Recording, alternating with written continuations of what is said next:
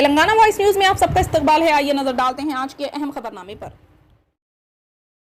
Bahujan Samaj party SP के leader Danish Ali ने हफ्ते को लोकसभा स्पीकर ओम बिरला को एक खत लिखकर इल्जाम लगाया है कि भारतीय जनता पार्टी बीजेपी के रुकने पार्लियामेंट रमेश बधूरी के इनके और तृणमूल कांग्रेस की रुकने असेंबली महवा मोइत्रा पर लगे इल्जामात के मामले में अलग अलग म्यारात इख्तियार किए गए हैं जो पार्लिमानी तरीक़ेकार की खिलाफ वर्जी है।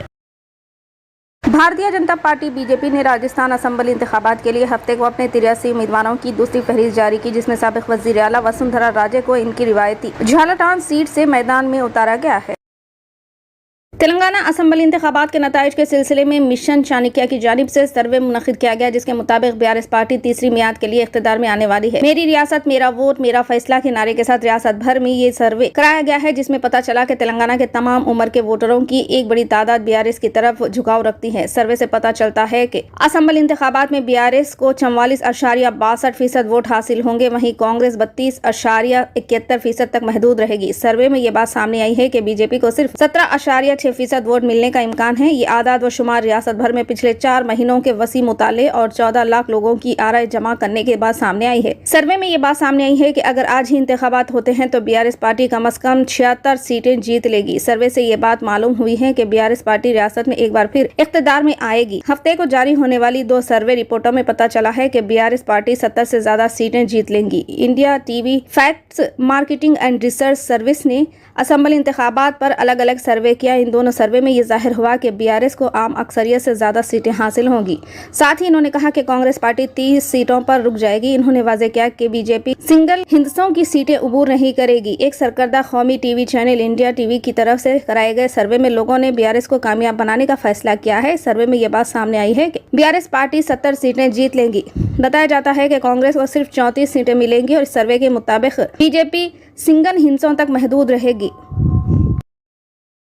तेलंगाना में बीआरएस का किसी से मुकाबला ही नहीं। यहाँ एक तरफा नताइज में बीआरएस पार्टी तीसरी मर्तबा भी शानदार कामयाबी हासिल करेगी। पार्टी सरबराह के चंद्रशेखर राव की बहैसियत चीफ मिनिस्टर हैट्रिक यकीनी है। इन ख्यालात का इजहार के कविता रुकने कानून साज कौंसल बीआरएस के कविता ने किया। वो शोलापुर महाराष्ट्र में अखबारी नुमाइंदों से बात कर रही थी। कविता ने कहा कि तेलंगाना में बीजेपी का कोई वजूद नहीं है। तमाम हलकों से बीजेपी उम्मीदवारों की जमानतें जब्त हो जाएंगी। इन्होंने कहा कि तेलंगाना की तरक्की के लिए बीआरएस ने गिरां कदर खिदमत अंजाम दी है। पार्टी की कारकर्दगी ही हमारी कामयाबी की कलीद साबित होगी। कविता ने इस्तफसार किया कि कांग्रेस की तरफ से जो 6 जमानतों का तस्करा किया गया है, आखिर इसका जामिन कौन है? क्या कौमी सदर कांग्रेस मल्लिकार्जुन खड़गे और राहुल गांधी इस बात की गारंटी दे सकते हैं?